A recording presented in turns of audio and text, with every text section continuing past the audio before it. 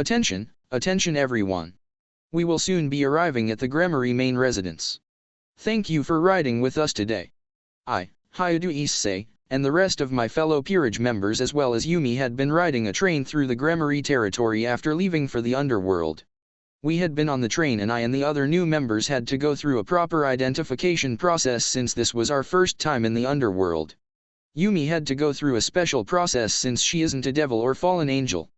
That announcement let us know that we were about to arrive at the Grammary Castle and I looked out the window. Wow! I still can't get over how enormous Ria's house is. It puts castles in Japan to shame and I think even European castles would have a hard time competing. Issei, close the window. It's time to get ready to get off, said Rias, smiling at my odd expression. I nodded and shut the window before getting up and stretching. Konako-chan and Yumi had dozed off, both of them leaning against the other. I went over to nudge them awake while Rias and the others began to get ready. Konako-chan, Yumi, we're here, I said, trying not to startle them.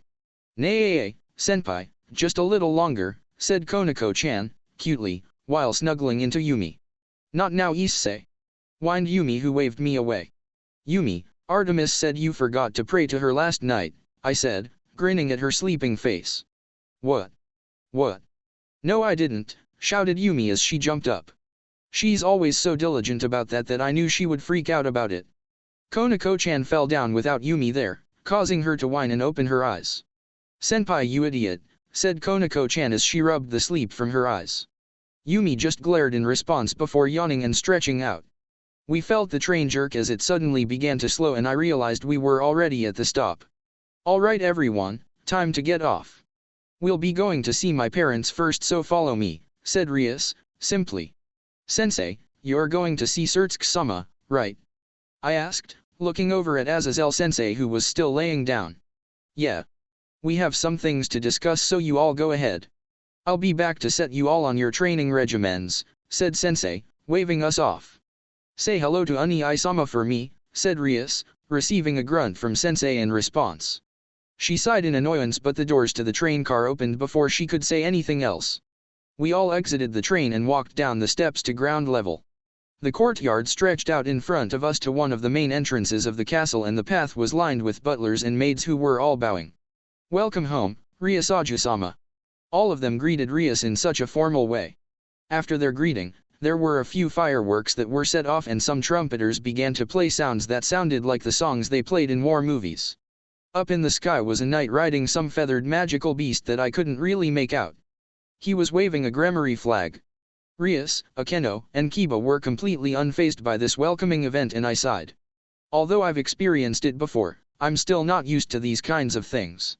We began to walk towards the castle, Rias leading us. She was thanking everyone as we went along and I could tell she looked happy to be home. Once we arrived at the main entrance, 2 soldiers opened the giant doors and we found Graphia-san waiting inside for us. She looked us over, her eyes staying on me for long enough to be uncomfortable before moving on.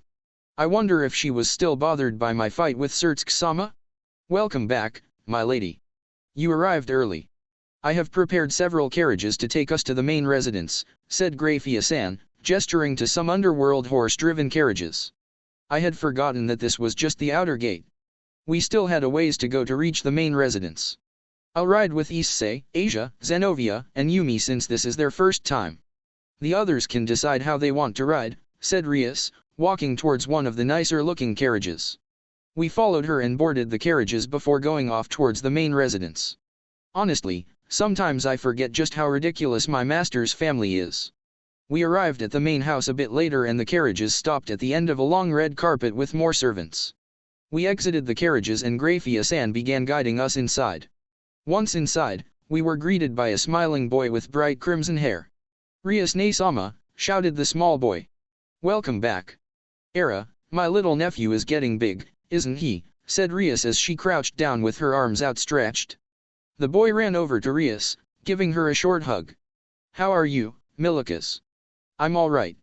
Are these Nae-sama's new members? Asked Milikas-sama looking at me with interest. Yes. Issei, Asia, and Zenovia, said Rias as she pointed to each of us in order. These are my new servants. The girl next to Yuto is one of his long-lost friends. She isn't a devil, but I was able to bring her under special circumstances. Ah, it's very nice to meet you all, said Milikas-sama, bowing his head to us. We did the same and I smiled at him. Milikas, the lady is still in her room, correct? Asked Graphia-san. Yes, mother, I mean, Graphia, said Milikas-sama. Remember not to call me that in front of others, whispered Graphia-san, scolding Milikas-sama, who responded with a simple sorry. Rias-sama, your mother wished to see you upon your return. Please follow me. Rias nodded and we all followed Graphia-san upstairs, now with an extra person.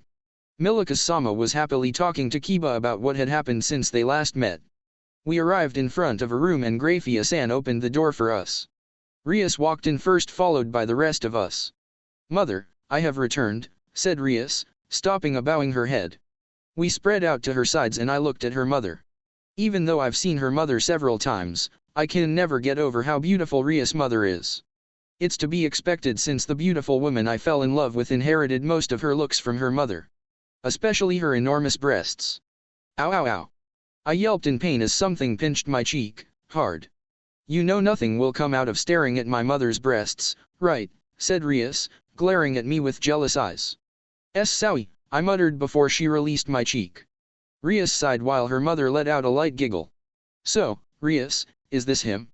The boy that Surtsk speaks highly of and was the cause of that whole owned pawn mystery, asked Rias' mother. Surtsk-sama talks about someone like me to you? I asked, surprised. I didn't think Surtsk-sama thought so highly of me. I knew he thought I had potential, but... Of course. He may be the mu, but I am still his mother. He enjoys telling me about interesting things when he has time. Such as, that little sparring session you had, said Rias' mother, sneering at me. So she heard. You had a fight with father? Father's never sparred with anyone since I've been born, said Milikas-sama, shocked. I didn't see my little grandson there behind you, Tokan. Milikas, make sure you keep that a secret. Your father isn't supposed to be sparring people, said Rias' mother, holding up a silencing finger to her mouth. Milikas-sama nodded, but he looked at me with glowing eyes as if saying, tell me about it.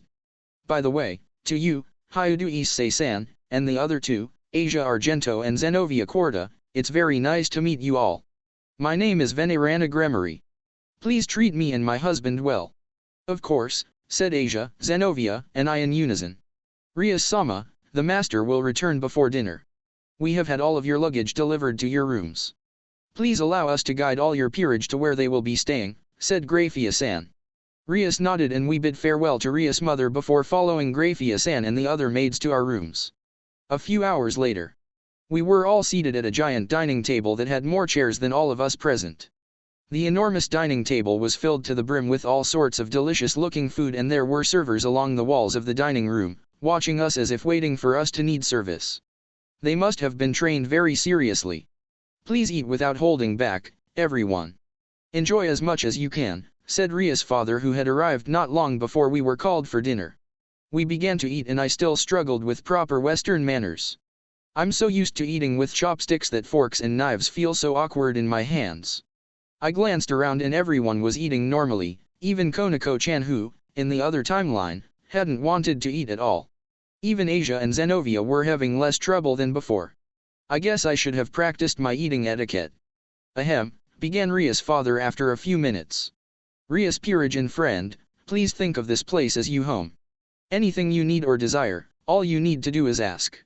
Since many of you are either new or haven't spent much time in the underworld before, ask for help whenever you find yourself at a loss. Thank you, Gremory-sama. Our new members would probably appreciate some help, said Akeno, bowing her head. Rias' father smiled at her and then turned to me. Hyudu Issei-kun, began her father again. Have your parents been well? How are they enjoying their new home? They're very well, thank you. I said, a bit nervous. They told me that they loved the house. They're especially excited to grow plants in the rooftop garden. They feel like it would be a relaxing hobby. They do they? They seemed like the type to enjoy something like that. If they need anything, do let them know that I would be happy to give it to them, said Rias' father, smiling. Thank you. You've done a lot for us, so I don't think they'll ask for much more, I said, sweat dropping. Please don't try to give us a castle. Please don't try to give us a castle. Nonsense. It was minuscule. I wonder, though. Would they like a summer home of some kind? Perhaps a castle in Europe, said Ria's father, almost making me faceplant. I didn't even bring up giving us a gift. Why do you default to giving us a castle? Dear, commoners in Japan do not usually have strong worldly desires. If they need anything they will ask. Do not trouble them, said Ria's mother, causing husband to calm down. I see where Rias gets her strong personality from. I see. Said Ria's father, dejectedly. I thought that was the end of the strange conversations. I was wrong. By the way, how do issei-kun? Why yes. I asked, worried. You may call me father-in-law from now on, said Ria's father before continuing to eat. What are you doing? Are you trying to push your daughter's buttons? I glanced over at Rias to see that she was almost as red as her hair and had set down her utensils. I turned back her to father, blushing a bit. That's too disrespectful of me, Grammary-sama. Please let me become more useful to your daughter before I say such things, I said, embarrassed. He's right, dear. There's such a thing as an order to these things, said Ria's mother. Yes, of course, but it's crimson and red. Doesn't that excite you? Asked Ria's father, almost sounding childish. It's still too early to celebrate. If you rush things like this, you'll only ruin it, said Ria's mother, continuing to eat. Sigh, I am aware. You know how excited I get about these things, said Ria's father. Ria's mother really dominates their marriage. How do issei-san, would it be alright if I called you issei-san? Asked Ria's mother, looking me in the eyes from across the table. Oh, of course. I couldn't say no to my master's mother, I said, simply. Ria's mother smiled at me and moved back to her meal. The meal afterwards had played out almost identical to before. Ria's parents were trying to make me a properly educated upper-class devil, despite still only being a low-class devil, and Rias gave a few embarrassed outbursts. Honestly, my master is too cute when she blushes and gets embarrassed like that. Ah, well, that was yesterday. Right now, I was finishing up one of the etiquette classes that Ria's parents had set up for me with a private tutor. Milika-sama was next to me, taking notes in a casual way like I was. I already learned all of this before, so it was mostly just review. Though it has been a while. Just as the tutor was winding down their lesson, I heard the door open behind us and I turned to see Ria's mother coming in. Grandmother, said Milika-sama, excitedly. How is my little grandson and issei-san doing? Asked Ria's mother, curiously. She wandered over and glossed over our notes, smiling when she saw my still clumsy devil writing. Although I've had more practice, my devil handwriting still isn't the best. It's just as Rias said, you work hard at everything. You take good notes as well. Though, you seem familiar with these topics. Ah, yeah. I thought it would be important to learn things like this, so I had been asking Akeno to tutor me in secret.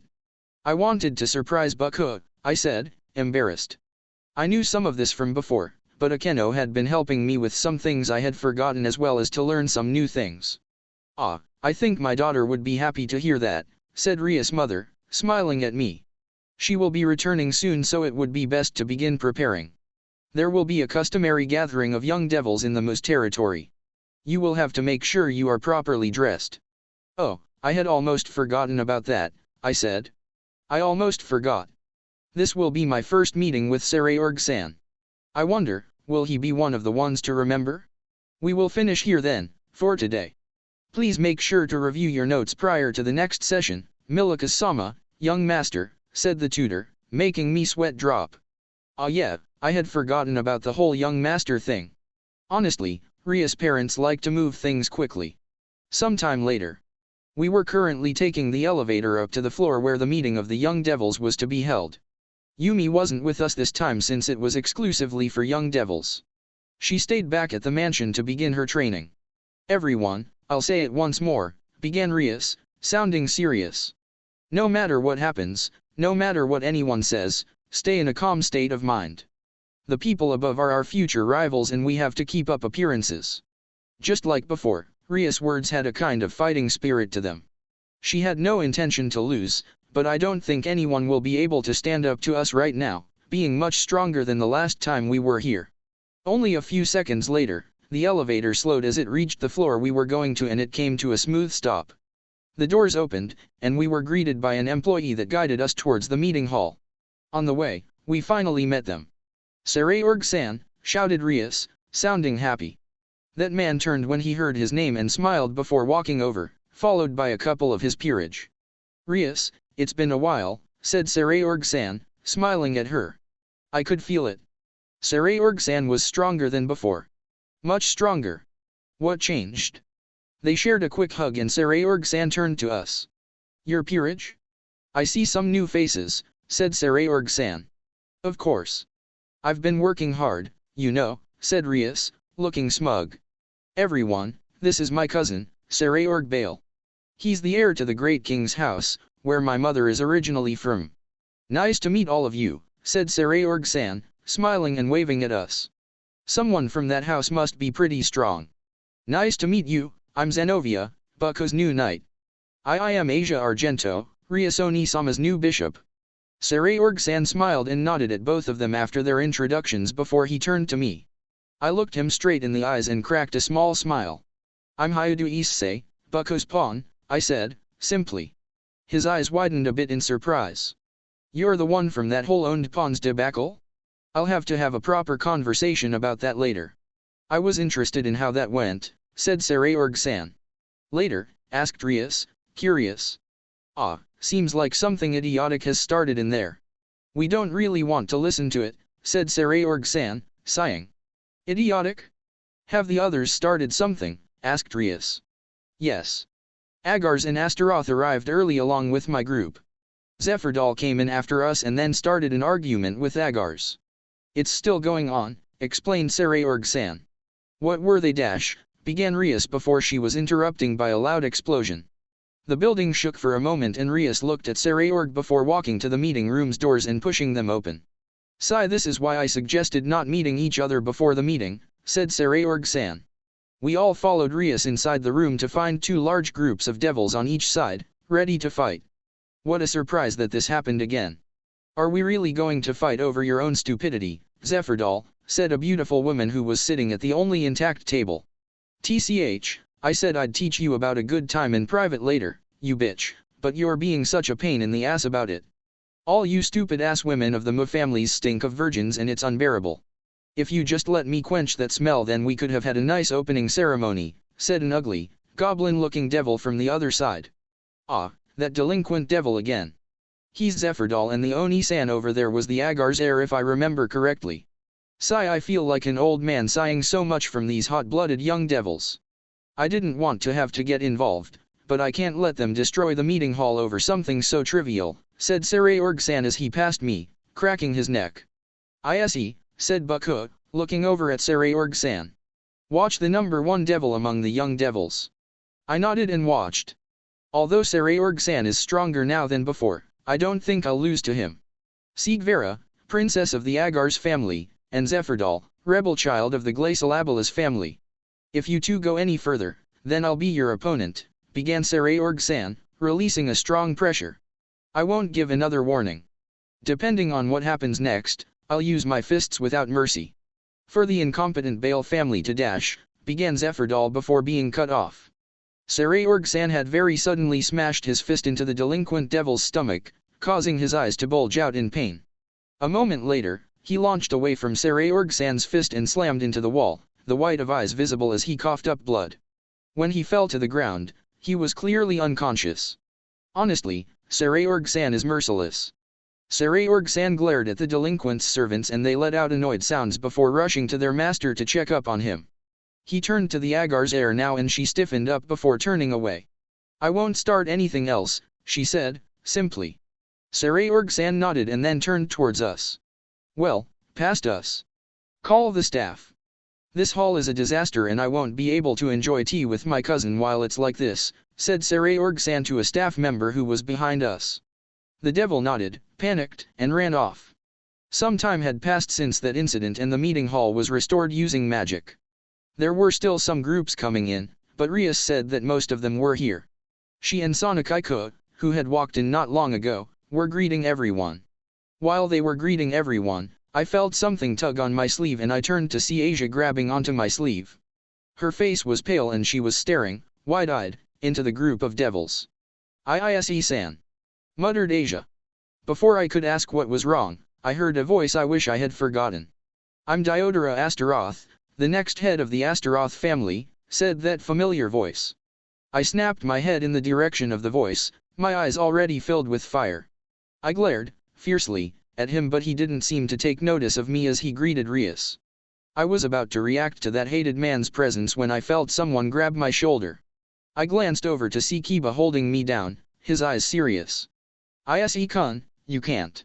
Nobody knows about it yet. You have to hold back, said Kiba, looking ready to hold me back. I knew he was right. I took a deep breath through my clenched teeth and turned to hug Asia. Asia would calm me down. She also looked like she needed a hug. Rias seemed to notice, but she was too busy greeting people to ask what was wrong. Diodora walked away, greeting the others, and things moved on. Psst, isn't that him? I heard a few servant devils speaking suspiciously off to the side. I tilted my ear to listen in, curious. I think so. He's the Sekiru Uti, right? The one that defeated that crocodile, right? The cotter. Yeah. He doesn't look very special, though. It seems like I'm being gossiped about. I guess the news about my defeating crocodile alone has gone around, but what do you mean? I know I'm a plain-looking guy, but you're too close to be mocking me like that as if I won't hear you. I don't know, I think he looks kind of cute. I wonder just how strong he is, though. A Bishoujo servant devil is looking my way while complimenting me. Is this popularity? I will become famous without being that terrible name that makes Drake cry. Ahem, excuse me everyone, said someone using the loudspeakers. I looked over to see an announcer standing on the stage by a microphone. We will begin now, so please be seated. Everyone shuffled to their seats while the ones who would be sitting on the stage appeared. I could see several distinguished-looking devils go up as well as the Mu. Surtsk-sama, Seraphil-sama, Ajuka-sama, and Asmodeus-sama also appeared. They all sat up in the stage and all the higher UPS were looking down on us with complex expressions, like they were scanning over us. After they had scanned over us, they had begun with their complicated and relatively boring speeches about the future of the underworld as well as dealing with the Chaos Brigade. Nothing from this was any different.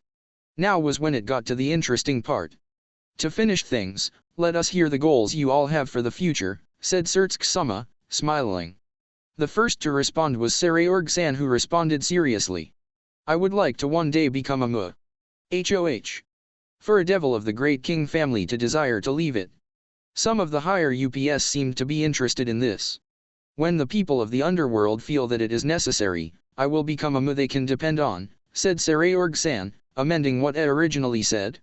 Splendid, said Surtsk-sama, who seemed impressed. Next was Rias. My goal for the near future is to become the head of the Gremory and to excel at the rating games. And for beyond that, asked one of the higher UPS. I want to explore that there is to explore. Japan, the rest of the world, even the whole of the underworld that I don't know about, responded Rias. That's just like Rias. To want to explore things that she's interested in. The higher UPS seemed to be interested by her goal but not like Sarayorg-san's. Then, was Sonakai-ku. I wish to build a school for rating games in the underworld. One designed specifically for those who cannot attend the school that already exists, said Sonakai-ku, seriously. But all the high-class devils and devils of privileged rank are allowed at that school. You couldn't possibly be suggesting. Said one of the higher UPS. So, you wish to build a school for low-class and reincarnated devils, said another higher-up. Kaiko nodded in response and she was met with hearty laughing from the higher UPS, minus the Mu. Seraphil-sama looked particularly bothered by the laughing. I narrowed my eyes at them in annoyance. Kaiko will end up doing it. You'll see. Ahaha, it's good to be young but, to have such a ridiculous dream. I'm glad you said it now rather than at your debut. Now we have a chance to talk some sense into you, said one of the higher UPS. I'm not joking, said Sonakai-ku, looking visibly annoyed. Seraphil-sama smiled and nodded, encouragingly, but frowned when the higher UPS stopped laughing, abruptly. Sana Satridano. Low-class and reincarnated devils are only useful for working for their high-class devil masters. They're only selected based on talent. Building such an institution would be make the old families who value tradition and pride lose face. The devil world may have entered a period of change, but teaching low-class devils is a waste of time and none of your concern. The higher-up who said that was completely serious, and I glared over at him. Why, began Saji, looking like he was going to explode. Why do you have to look down on Sana-sama's dream like that? We're serious about doing good for devils. Be careful how you speak, low-class devil. Sanadano, your servant needs to be trained properly, said the same higher-up. Began Saji again before I grabbed his arm. He looked back at me and I grinned. Don't waste your breath, Saji. People looking at the past wouldn't understand the dreams of people looking at the future. Just work hard like you always do, I said, making sure the higher UPS heard every word. Riasdano, it seems your servant lacks the ability to present himself properly. You also seem to be lacking in ability when it comes to properly training your servants, said one of the higher UPS. I glared at the higher-up for insulting Rias and a bit of my aura leaked out, making him and the other higher UPS tense up. Are you threat began the same higher-up before being interrupted. I do not think it is wise to anger a dragon, began Surtsk-sama, catching the higher UPS attention. Don't you think so? The higher UPS were silent, as was the rest of the room. I reeled my aura back in and waited, the silence dragging on for a bit longer before Surtsk-sama spoke again. Why don't we move on? Why yes, of course, said the higher-up from before. Riasdano, Sanadano, Lucifer-sama and Leviathan-sama believed that a game between you two would be good competition. You both are rivals, correct? Rias and Sanakaiko glanced at each other, their eyes saying I won't lose. Azazel has been gathering some fans of yours from each of the powers, as well as a few outsiders. We would like you two to have a rating game next month. This will be a good way to test your abilities seriously before your debut. Since you both are friends, you could discuss different aspects of your game afterward to help each other. We hope to do that with the 4 others as well, though I hope you all will try to help each other grow, said Surtsk-sama, smiling. A match between Rias-chan and Sana-chan. Yes. It'll definitely fire things up. 3 said Seraphil-sama, making a little heart with her hands. So, it's finally time. The battle between us and the Satrai peerage. I won't go easy on you guys this time. It was after the meeting now and I was being scolded by Rias for speaking out against the higher UPS. Issei, I know you're close with Saji from Sana's group, but you shouldn't do that. Speaking out in defense of someone else's master, that doesn't reflect well on me, said Rias. Sorry, I thought Surtsk-sama and Seraphil-sama would be on our side, so I didn't think about it, I said. That doesn't look well for them either. Siblings or not, they shouldn't favor any single devil among the youth. They need to be impartial to a certain degree, you know, said Rias.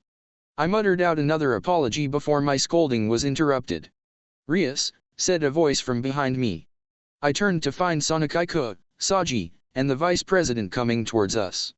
Sana, I'm sorry if my issei caused you any embarrassment, said Rias, glancing over at me. No, it's all right. I'm happy Saji made a friend that would even go against the higher UPS to defend him. Anyways, our match will be in 20 days. Do you think you'll be ready? Asked Sanakaiko, her glasses glinting. I would ask you the same, said Rias, looking a little smug. The two had sparks flying from where their eyes met and I sweat dropped a bit.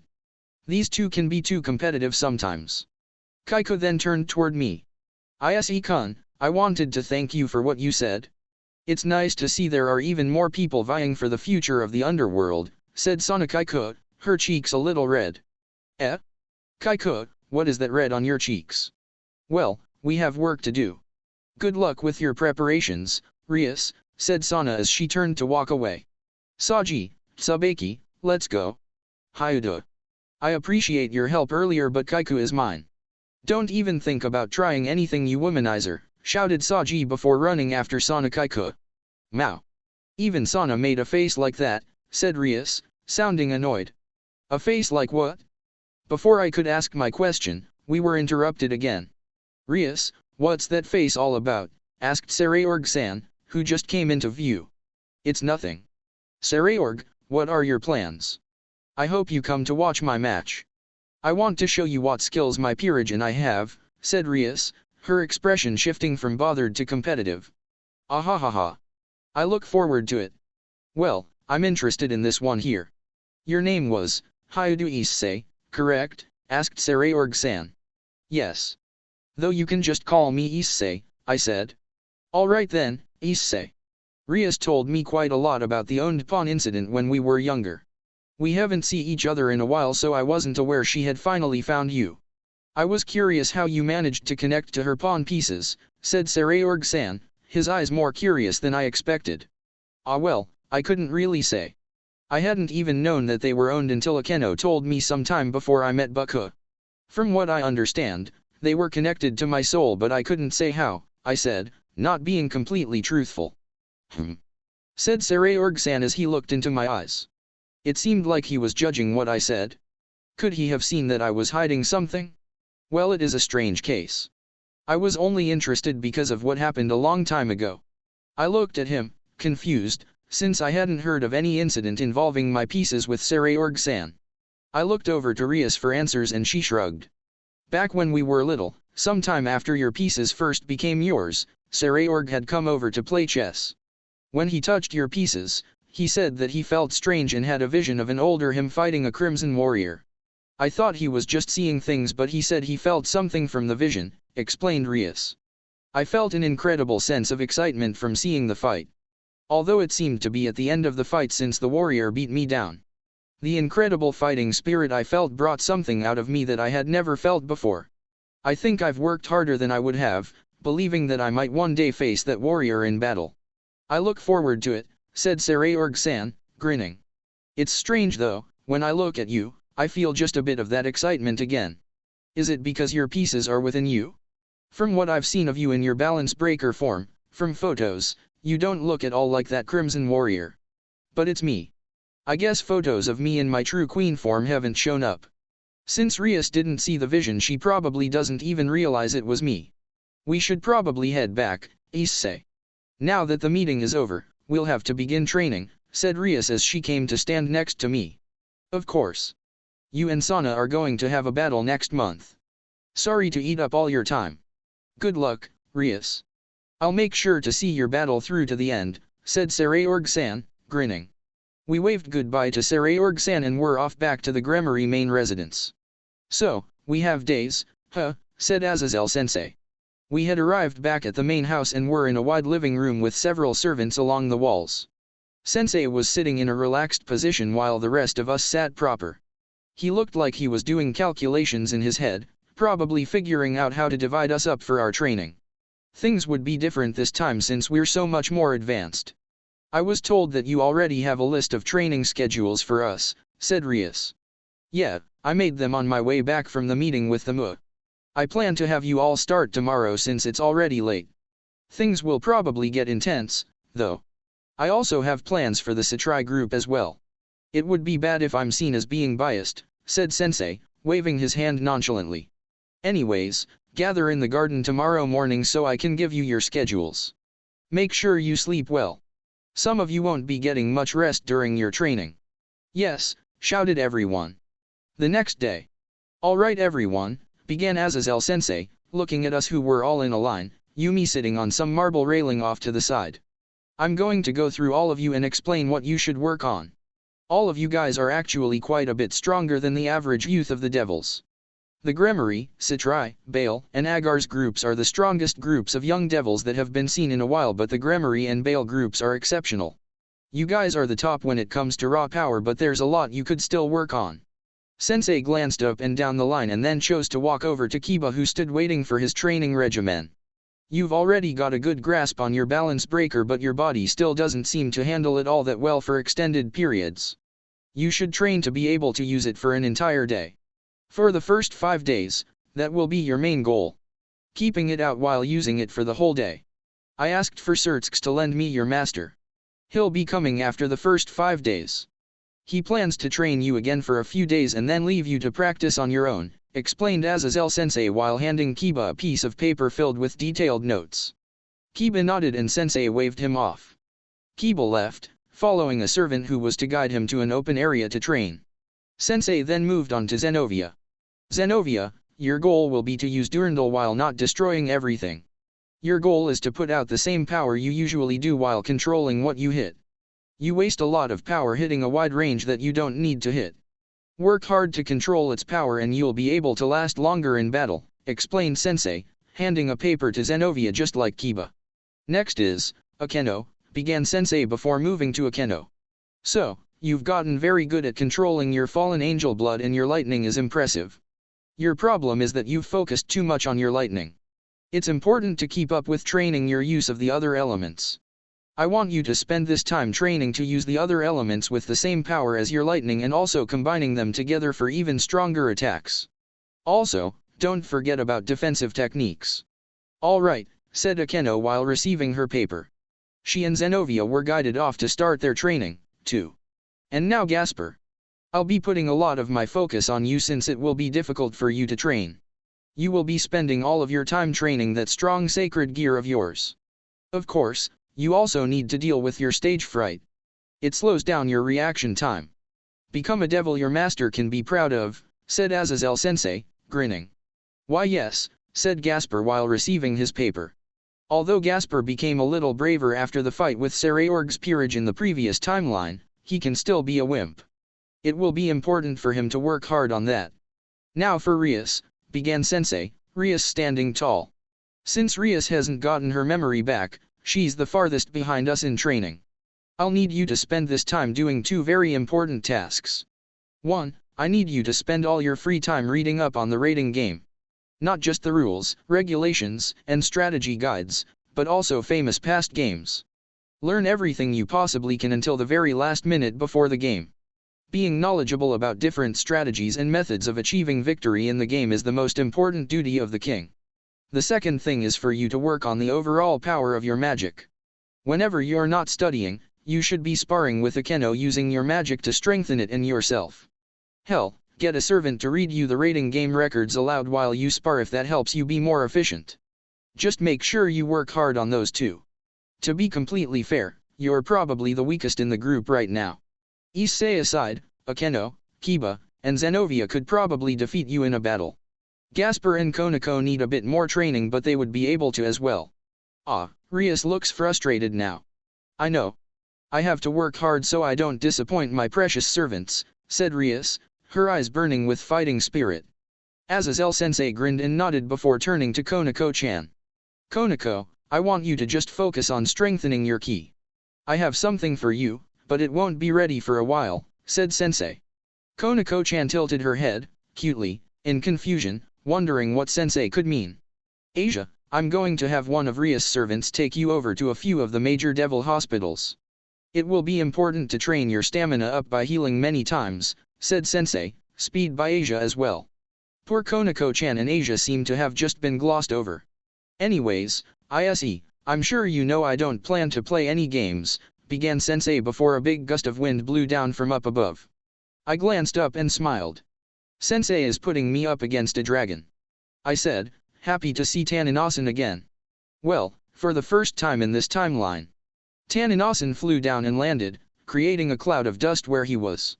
The dust dissipated a few seconds later and I stared up, grinning. Retired Dragon King, Tanin the Blaze Meteor Dragon. Issei, this will be your training partner, said Sensei, grinning. Hello there Drake. It's been a while, said Taninasan, looking at my left arm. Tanin, how nostalgic. It's been a while said Drake, speaking out for the first time in a while. Truly.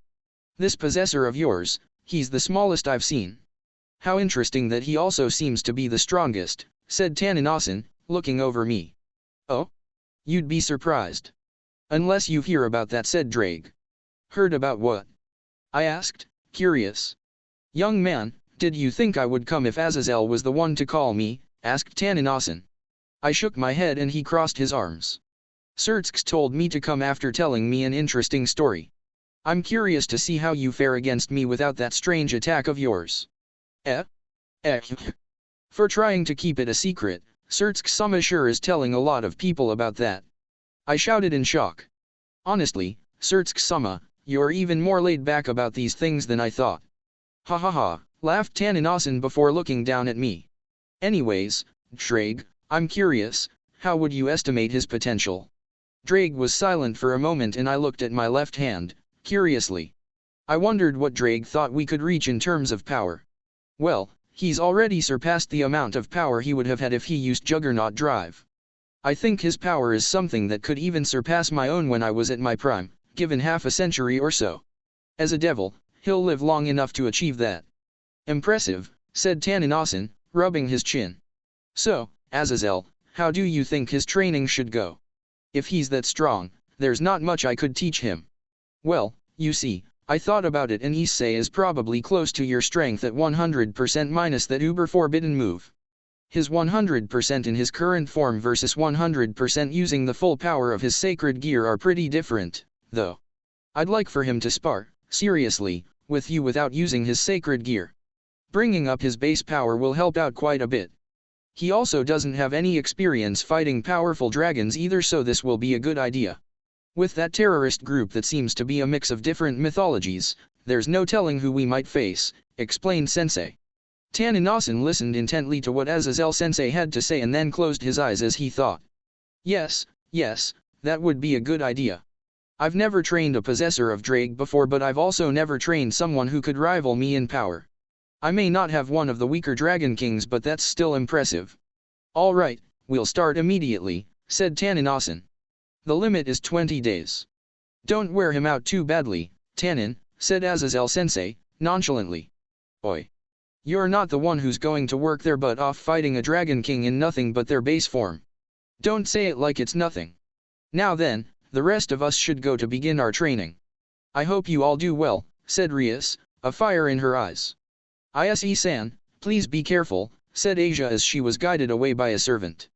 Rias and Konako-chan waved to me before leaving themselves, and Sensei disappeared at some point from when he last spoke. Now then, Sekiru kid, let's go and train on that mountain in the distance, said Taninasan, pointing to the mountain we trained at in the previous timeline.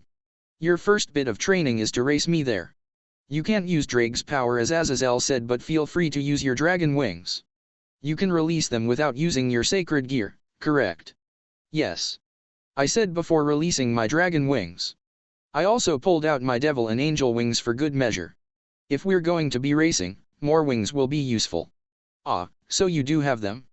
It's so strange to see a devil and dragon with the wings of those pure beings. Well, they don't look exactly the same, but either ways. Now, are you ready? Asked Taninasan. I grinned and nodded before moving into position. Ready, set, fly. And we blasted off. What's wrong, Sekiru kid? You're so slow, said Taninasan as I landed on the top of the mountain. It wasn't terribly significant, but I was much slower than I expected without my sacred gear. I guess I rely on jet and the speed boost that my queen and knight forms give me more than I thought. To be fair, your wings are enormous, I said, panting. Ahaha, and I'm much bigger as well. Well, it's alright. You lost this time, began Taninasan as I put away my wings. But now we start some real training. Taninasan opened his mouth and shot one of his meteor blasts at me, destroying the spot I was just standing on. I, covered in ki, was floating just above the blast after I had jumped out of the way. Using ki speeds up my movement speed. I just wish it worked that way with my flying speed. Is Taninasan trying to kill me? I said, aloud. My training isn't playtime. You should always be on your toes, not just with me, but with any enemy, said Taninasan. He fired off a few more shots at me and I increased the ki concentration in my hands before letting loose dozens of punches. The punches caused air blasts that just blocked the meteor blasts and I landed back on the ground. Good. Now let's try something with a bit more kick. Taninasan opened his mouth and it almost looked like something was charging up in the back of his throat.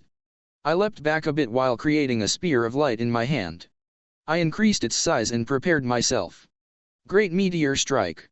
Taninasan shot out a white ball of fire so intense that the hair on the back of my neck stood on end. I threw my light spear at the blast, but all it could do was slow the blast down enough to give me a chance to leap out of the way. I leapt away but was cut off by Taninasan, who suddenly appeared. He threw a punch my way and I smashed my fist into his while increasing the ki in my hand. I gritted my teeth and our punch ended up deflecting off each other, causing us both to flinch back. I released my dragon wings to stabilize myself since I was in midair, but he was faster and spun around to slap me away with his tail. I was launched down into the mountain, making a small crater where I landed. Ack, that doesn't feel nice, I groaned, not even moving. Taninasan hovered over me, glaring down. Is that all the possessor of Drag, the one who had the honor of sparring against one of the 4 great Satans, has, asked Taninasan. I gritted my teeth as I pulled myself from the rubble and sighed. Time to kick it up a notch then, I said. All the seals restraining my power appeared on my body. I had already unlocked to 60%, but that was very obviously nothing to him. I had Drake break all the remaining seals and I could feel my full power, of my base form, flow into me. My aura increased greatly and so did my volume of ki. My ki warped around me and I infused it with the fire element, making it glow a dull orange. I looked at Taninasan and leapt up, surprising him. I threw out a punch backed by an enormous amount of fiery ki. He went to parry it with a punch of his own, but instead my fist knocked his away. I knocked him back and he fell down, hitting the ground. He looked up at me and grinned. That's more like it, said Taninasan. This training seems like it'll be tough. 6 days later. Pant. I was hiding in some brush, exhausted. Taninasan is really tough, but he is also much better at surviving than I am. I've struggled to be able to keep myself nourished these past few days while also fighting him, but he doesn't seem to have any trouble. I've seen him quickly gather up a handful of fish from the nearby river and eat them while throwing boulders at me. I hope Sensei comes this time, too. I never some good food. I can't keep eating this raw river fish or I might really die.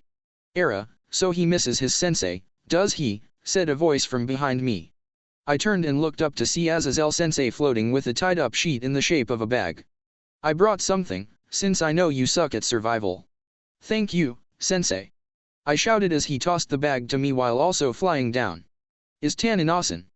I told him to take a break since I have to talk to you. He said you've really kept him on his toes, said Sensei, making me happy.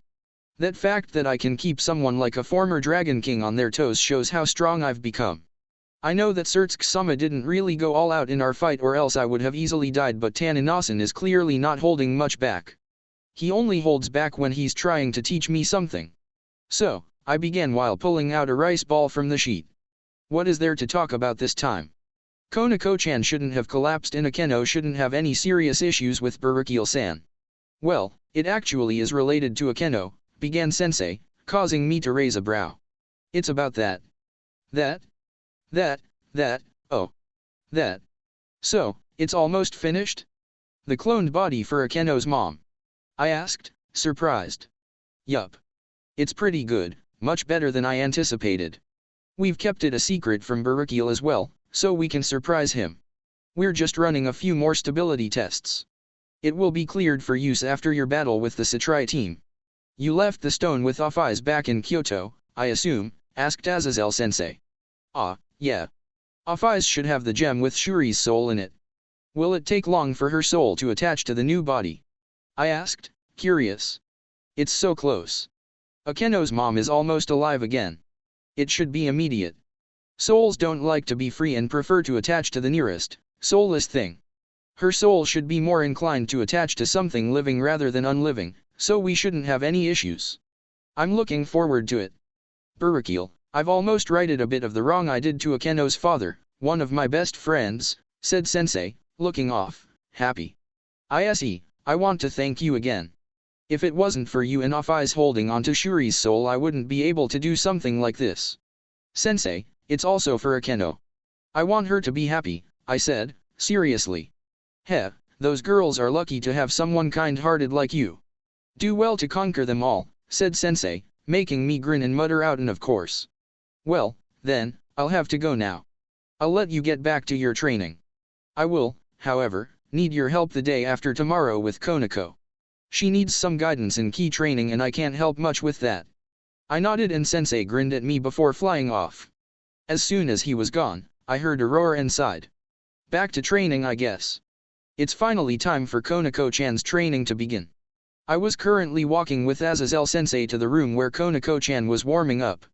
I've tried to give her what guidance I can based on what I heard Kurika teaching you, but this kind of thing isn't something I can teach very well. I decided that it would be best to have a key user train her on how to use ki, said Sensei, rubbing the back of his head in frustration. Yeah. I guess Sensei doesn't know everything, I said, teasing. He gave me a sour look and sighed. Ki is an annoying thing to learn and I've never had an interest in it. I just hope that you'll be able to teach her well. I can't get a hold of Volley, so we can't ask Kurika for help. Let's hope you'll do a good job, said Sensei. I nodded, and he grinned before we arrived at the doors to the room Konako-chan was in. Sensei pushed the doors open and we found her doing various stretches. Konako-chan was dressed in her gym uniform and had fingerless gloves on, showing she was ready for something more intense than I had in mind. Senpai, Sensei, said Konako-chan after noticing us. She stopped stretching and came to greet us. I was told issei senpai would be training me on ki. Ah, yeah. I'll be your ki teacher for now, I said, smiling at her. Please take care of me, said Konako-chan, nodding in understanding. She released her cat ears and tail, signaling Azazel Sensei to leave. He waved and muttered out a see ya, shutting the doors as he left. What will we start with, senpai? I said while scratching my head. I had given it some thought since Sensei mentioned it the other day, but I wasn't planning to be too rough in training. Konako-chan looks like she's ready to go all out, though, so I thought it might be good to test her first. I guess I'd like to start by testing you. Konako-chan tilted her head, confused, and I had to hold back a smile from how cutely her ears twitched. I want you to release the full power of your ki, that you can control, and come at me. I want to see how much power you can bring out. You've spent this past week getting back to where you were before, right? I asked. Yes. I have been trying to meditate and train to get the same ki control as before. I'm almost at the level I was at before, said Konako-chan. I nodded and then coated my hand in a layer of white ki. Then I want you to hit my hand with that power. Focus it all in your hit with the intent of coming at me seriously. Once I see how far along you are, I think we can begin, I explained. She nodded and jumped back before closing her eyes. She focused, and I could see ki building up in her hands. She was close to how she was before, but her level of ki is still pretty low. Come at me when you're ready. She opened her eyes and looked at me with a serious expression while she finished focusing her ki. The ki around her hands was larger, but she looked like she was straining. Konako-chan launched at me and threw a hard punch to the palm of my ki-covered hand. The punch echoed in the room, but we could both tell that she had done next to nothing against my ki. Senpai is too strong, said Konako-chan as she looked down at her fist. That's just because I've been learning ki longer than you have. I have an idea of where you're at, though. To start, I think we'll have to begin with some boring training, I began as I put away my ki. I moved over to a large floor mat and sat down on it, cross-legged, before beckoning Konako-chan over. I had her sit in front of me in the same position. We're going to meditate, since that's the best way to strengthen both your ki and your control over it. You looked like you were having trouble bringing out all your ki, so this will be important. Okay, said Konako-chan, looking serious. Close your eyes, I began, Konako-chan following my instructions immediately. Now, clear out your thoughts and just focus on the ki inside you. Can you see it? Yes. Said Konako-chan. Good, now grab hold of it and start molding it. Stretch it, compress it, shape it. This will help you get better at controlling ki. Once you can do it, I'll go and do some more training, I said, simply. This kind of training is one you have to do on your own while having someone who can use ki monitor yours. If I leave a magic circle here, I can monitor Konako-chan's ki even while training with Taninasan. Konako-chan was silent, but I could feel her doing what I asked. She looked focused, but to make sure she was doing well, I sat for a bit longer. If Kurika had tried teaching Konako-chan like I'm teaching her now, then she would have gotten a lot farther. Maybe she just wanted to tease her sister. A couple hours later, I was finally able to return to training with Taninasan. For the first few times I tried to leave, Konako-chan got distracted and broke her concentration, disrupting her ki. This time, though, I can feel that she's still in control of her ki, meaning her concentration didn't break again. She shouldn't be bothered, so, as long as she doesn't get distracted by the silence or boredom, she should be fine until I return later. Taninasan was happy to see me again and we immediately began training again, though this time I was a little more distracted watching over Konako-chan. Honestly, where is my familiar when I need her? It's been some more time since then and things were fairly normal. My training with Tanin-sama raised my base level some, but not as much as we had hoped. Sensei thinks I've hit that level where it would be difficult to grow more unless I was in a life-threatening situation like the ones to come with Loki, Shilba, and Cao. Konako-chan, on the other hand, grew much more than I had. She's hitting her own plateau, though. She's gotten much better at manipulating her ki, but her concentration during meditation is still bad. She has trouble with getting distracted every time I tried to leave to do my own training, so it would always take a while for her to get started. I'm not sure how to help her focus more. I have noticed, though, that Konako-chan is very much unsatisfied with her current level of training. I wish I could teach her better, but there's only so much I can do. Compared to people like Kurika who have had many years of practice, I can't explain it very well. Ah well, Kurika should appear during the party, hopefully. Maybe I can ask her to help train Konako-chan then. Presently, I was in my room meditating while in my boxers. I had just taken a shower and was killing some time before I had to get ready for the party. Things were relatively quiet since everyone was still on their way back. The party wasn't until later at night and it was just afternoon. While focusing my ki, I suddenly heard the door open and I stored away my ki and opened my eyes. Era, was isse meditating? I'm sorry to interrupt, said Akeno, who was just entering my room. I knocked but there was no answer. I guess you were too focused. Ah, yeah, sorry. When did you get back? I asked, curious. Just a while ago. I was bathing, said Akeno. She came up to me as I relaxed out of a crossed leg position. How provocative of isse, sitting around in nothing but his underwear. I glanced down, remembering I didn't have anything else on, and blushed. I hopped to my feet and pulled out a pair of pants from the dresser. Yufufu, laughed Akeno as she hugged me from behind. I can feel it. Isse's gotten stronger, hasn't he? His muscles also seem harder than before. It really gets me hot, you know. Akeno, the others will be back soon, I said, trying not to get lost in the way her soft breasts squished on my back. Oh? But the others surely wouldn't head for isse's room immediately, right? So why don't I enjoy isse's body for a bit? You can enjoy mine as well, you know, said Akeno, turning me around. She hugged my body tight to hers and my mind swirled as I felt her soft body against mine.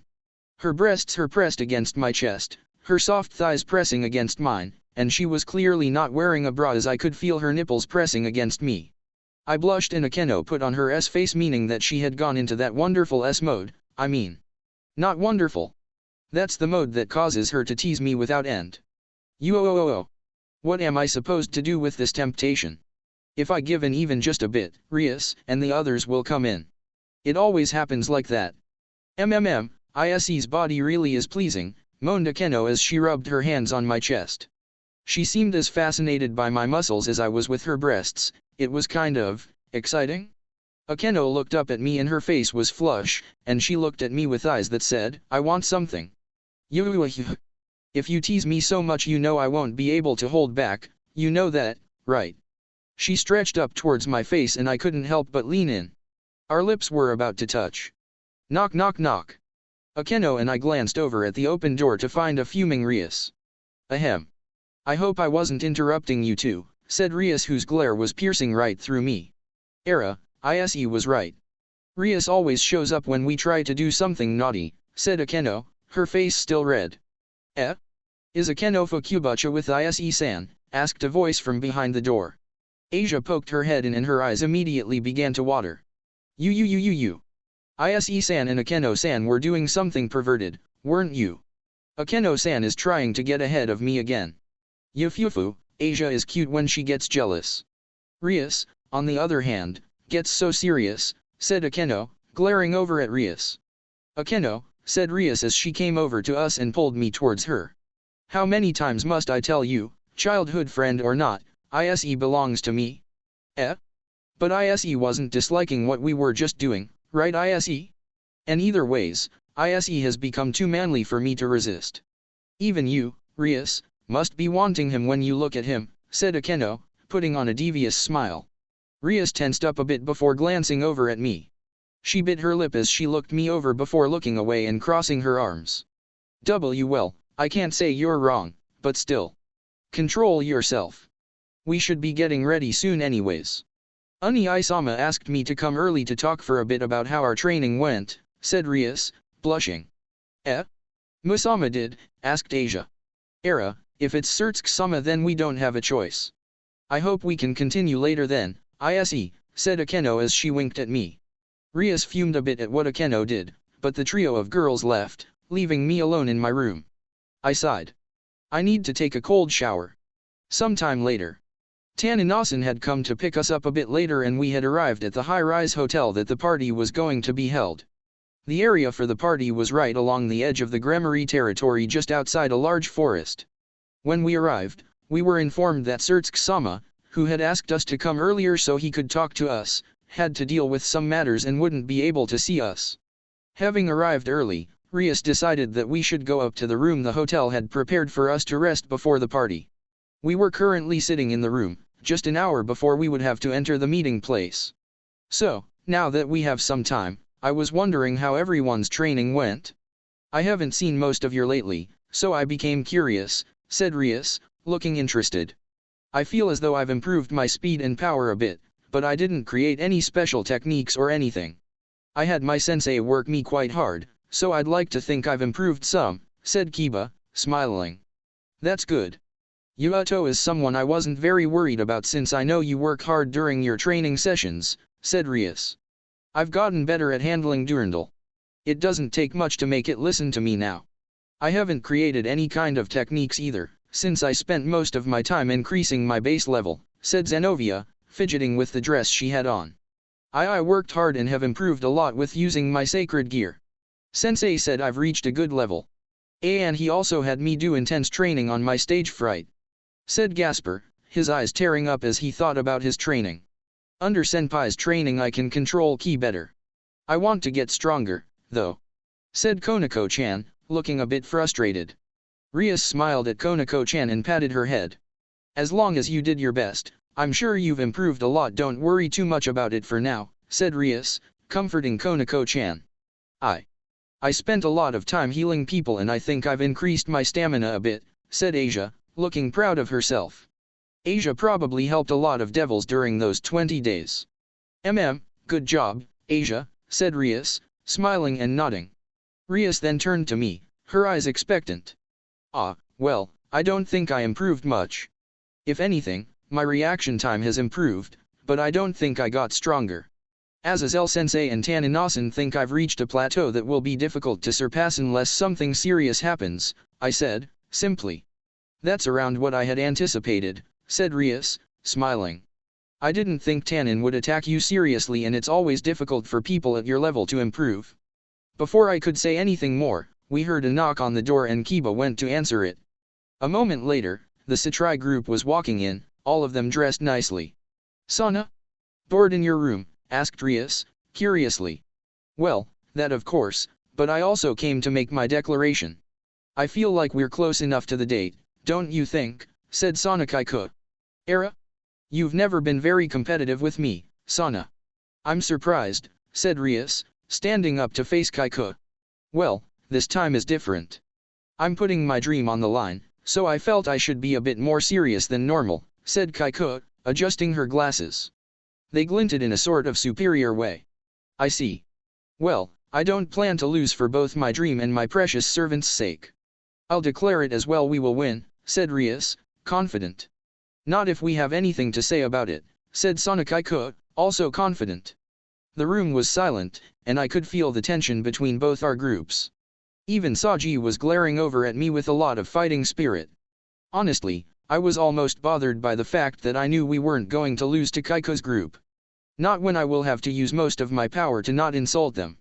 Even Sensei told me that any more than 50% of my power and no plan Sonakaiko comes up with will be able to handle me as the Satrai group is now. Attention, attention. There was a voice coming over a kind of intercom on the wall. The meeting room is now ready for the early arrivals. I repeat, the meeting room is now ready. Please make your way to the meeting place at your leisure. Arera, has it been over a half hour already, said Akeno, surprised. Let's go down, then, said Rias, relaxing a bit. Yes, let's, said Sonakaiko, doing the same. Both our groups followed our masters to the meeting place and the party began. When we arrived downstairs, I was surprised to see that there were already a lot of devils in the meeting place. I had almost forgotten how extravagant the meeting place was, and there were all sorts of people dressed in formal attire and being served wine by maids. Just after we had arrived, Rias dragged me along to meet various high-class devils. The number of them was much greater than the first time because I had made a much bigger impact after defeating Razor and Cockabile by myself. There were even a few devils who asked Rias if she would trade me. She refused, of course. It took over an hour and a half for us to make our rounds of greetings and I was worn out from having to act so proper and formal. It still felt strange to me, but I'd just have to get used to it. Zenovia had just brought food for Asia, Gasper, and myself and we were all sitting calmly eating when... Ahem, said a voice from behind me. I turned, part way through eating something, to find Ravel behind me. Hee, just like last time. I apologize for interrupting you just as you've begun eating. I thought I'd greet you since it's been a while. Ah, the sister of that Yakitori, right? A member of the Phoenix family, I said, still playing dumb on her name. The name is Ravel Phoenix. Geez, this is why low-class devils are such a bother. You didn't even bother to learn the name of someone important like myself, said Ravel, pouting. Well, sorry about that. Anyways, how is your brother doing? I asked, curious how Razor reacted to our fight this time. For a while he was in quite low spirits and refused to leave his room out of shame. After hearing of your battle with the Cotter, though, he perked up. He said you must have been some kind of power monster and that he shouldn't feel bad for losing. He's currently asked the elders of the family to reteach him what it means to be a phoenix. He hopes to get stronger. Well, I think it's a good lesson for him. Our older brother should have been an example that you can't rely on talent alone, explained Ravel. Haha, you're so merciless. You were a part of that guy's group, weren't you? I asked, already knowing the answer. Well, not at the moment. I just finished being traded back to my mother and since she doesn't participate in the games, I'm a free bishop, said Ravel, looking relieved. Anyways, Seker Uti-. Please stop with that. My name is Issei, just call me that, please, I said, smiling at her. She blushed a bit and nodded. Then, I'll oblige and call you Issei-sama, said Ravel, blushing even more. Heh, that seems a bit too formal, don't you think? I asked, smiling at her. And no. This is an important matter. Anyways, I can see one of the servants of my house waving at me. And next time we meet would you like to have tea with me? And maybe some homemade cake PPP prepared by me, said Ravel, stuttering and blushing like a schoolgirl. I'd like that. If it's cake by someone like you then I'm sure it will be good, I said, smiling. Ravel's cakes were delicious, and she loves to be complimented. I might as well compliment her now. Thank you. I must be going now, said Ravel, smoke coming out of her ears and her face bright red. She curtsied to me before running off in a panic. Since when did Issei become a lady killer? Asked Zenovia, making me blush in embarrassment. Before I could respond, I felt a familiar key in the distance. I glanced over to where Konako-chan was getting something to drink and she looked back at me with a bit of a serious expression. We both nodded, and I began to get up while Konako-chan walked towards the door. Issei-san. Is it that? Asked Asia. I nodded as I pushed my seat in. Yeah. I'll be back soon with Konako-chan.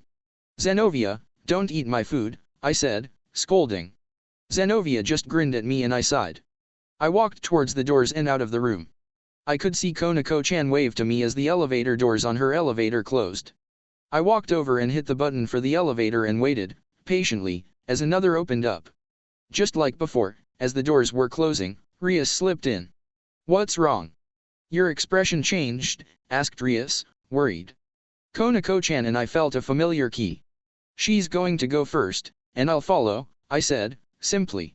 Rias looked at me, curious but concerned. I see, it must be someone important for you both to react like that. I'm worried so I'll go as well, said Rias, smiling at me. I smiled back, and the doors opened immediately after. We exited on the first floor and I followed Konako-chan's key, making sure we kept our distance.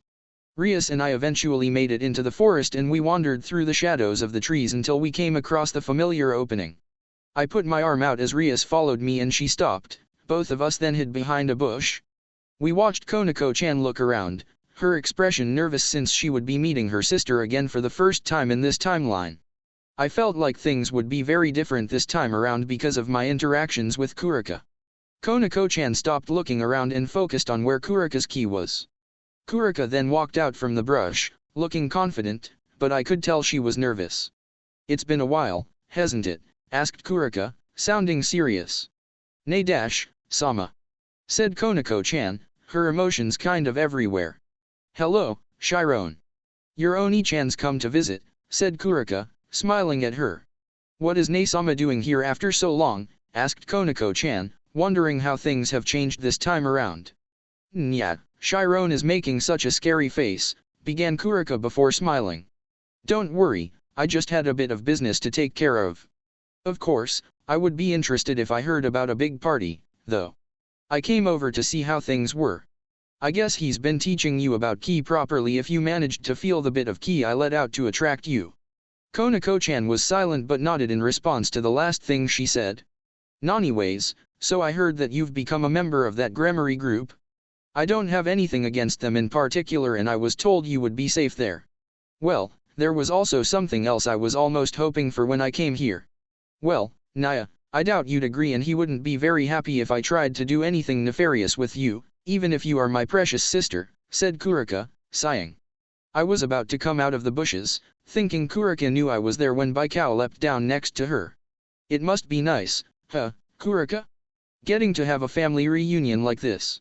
Ah, well, we might as well have our other guests come over, right, said Baikao before grinning in my direction. I sighed and stood up, Rias staring at me in shock. Nya, didn't I tell you that hiding your ki is useless against masters? You have to disguise the ki in your life force otherwise we can still find you even if you hide the rest of your ki, said Kurika, scolding me in a cute voice. Yo, Baikao, Kurika, I said, waving. Issei, said Rias, making me stop and turn to look at her. She looked seriously angry and was glaring over at Kurika and Baikao. Of course, I shouldn't have been so lax. These two are considered high-ranking criminals. What in the world is going on? Ah, sorry, I wanted to tell you when we finally met them properly. Baikao and Kurika there are allies of Volley, my rival, I began, Ria's face clearing up a bit. I see. So they know the Hakuryu Akao. That still doesn't answer the question of what is going on and why are you acting like two high-ranking criminals are your friends, said Rias. Ah well, Bucker you see there are special circumstances about their crimes. I'll explain it to you when we're in private since we might be being watched by the Cows Brigade, I began, causing Rias to glance around, suspiciously. As for why I'm acting so close, Kurika and Baikao taught me how to use my ki, though Kurika gave me a majority of the training. She's also my unofficial familiar. You're what? An SS criminal is your familiar? Oni-sama would never allow dash, began Rias before I cut her off. I already mentioned it to Surtsuke-sama, but I told him off the record. He doesn't mind as long as I don't make it a well-known fact. Only our group knows along with Yumi, Valerie, Volley, Azazel-sensei, and a few other important people, I explained. I see, said Rias, still looking skeptical. She turned to Konako-chan and put on a worried expression. Are you alright with this, Konako? After what Kurika put you through? Konako-chan was silent for a moment and I could see Kurika was tense. I began Konako-chan. I want to become stronger for Buku and Ise-senpai. I can't become stronger with just Ise-senpai's help. I need Nei-sama's help. If I get her help, I think I can definitely become someone useful to Buku. I don't think I can forgive her yet, but I think I am alright with how things are right now. Rias nodded and then turned to Kurika. You've caused Konako a lot of grief over the years. Your actions almost had her killed. I hope you plan to do everything you can to make up for that, said Rias, seriously. Nya, I already know. Iseki told me about it. He found out about Chiron before he met me and was keeping track of her situation. Now plan to do what I can for Chiron. We Nico shall live long, so I'm sure I'll have plenty of time to make up for it, said Kurika, smiling over at Konako-chan with a sheepish look. Iseki? I said, a bit confused. Since when did she start calling me that? Neon. Do you like it? I thought calling you Sekuryu Ati-ikun was too formal considering our master-familiar relationship so I made up something cute sounding, said Kurika, beaming at me. She seemed really proud of such a simple nickname. Ah, well, it's unique, I guess, I said, rubbing the back of my neck. Kurika was still beaming and I sweat dropped a bit. Kurika. Let's go back. It's boring being here any longer if we can't enjoy the party, whined Baikao, before yawning. I feel like I should do something before we leave. Since I don't know when we'll see each other again, Nian, said Kurika, putting a finger to her chin while she thought. Rias moved over to Konako-chan and put a hand on her head while glaring over at Kurika. You're not taking Konako with you if that's what you are thinking. If you want to train her at all it will have to be in my territory, said Rias, seriously. Nay, I wasn't thinking about such things, you know. Iseki would probably be against it as well. I was thinking more about becoming a proper familiar since my master has finally become a devil, said Kurika, pointing over at me. Oi, are you sure? You'll definitely have to treat him like your proper master and you'll have to follow his orders. Are you really okay with that? Asked Baikao, looking bothered. He and Kurika were always the more freely moving members of the Vala team, so I wouldn't be surprised if he was against Kurika being tied down. I'm fine with that, but I know Iseki is better than that. I think he'll be a good master, said Kurika, smiling. I can't believe I'm going to allow this, said Rias, rubbing her temples. Kurika giggled before walking up to me and looking me in the eyes. Are you ready, master? Nya, said Kurika, seductively. I blushed and looked away, making her giggle again. Issei, do you know how to draw the magic seal? Asked Rias. Yes, I think I remember it from when Asia bound Rasii, I said before creating a magic circle with the pattern. It's something like this, right? Yes, but you'll have to draw it on the ground, said Rias, making me smile. Let me try this. I said before expanding the magic circle and pressing it into the ground behind Kurika. I burned the ground with the shape of the magic circle and released it, leaving an imprint in the ground. That will work. Good job, Issei, said Rias, smiling at me. Kurika took a few steps back and stood in the middle of the circle. I closed my eyes and focused my demonic energy on the magic circle I had just drawn. Hayadu Issei, member of the Grammary House, I began, causing the drawn circle to glow a faint red. Take this Nico Shao, named Kurika, as my familiar. The magic circle glowed brighter before coming off the ground and encircling Kurika. The circle then shrunk around her until it disappeared inside of her, causing her to touch where it disappeared. You two are now master and familiar. Issei can call upon you no matter where you are, but you'll have to transport yourself, said Rias, speaking to directly Kurika. Nya, aren't you happy to finally have me as yours, Iseki? Asked Kurika, grinning as she pulled my arm between her breasts. Konako-chan forced her way in between us, pouting.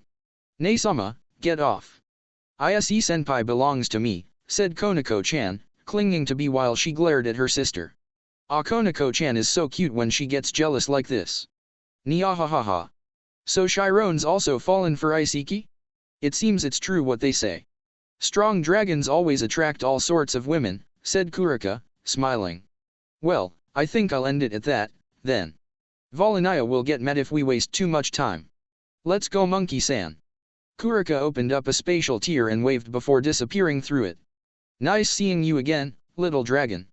Don't slack on key training or you'll get it from Kurika, said Baikao as he followed Kurika through. The tear closed up almost immediately and we were left in silence. It was only a few seconds before I heard a clear ahem from behind me. I turned to find Rias, her arms crossed, looking at me with an expectant expression.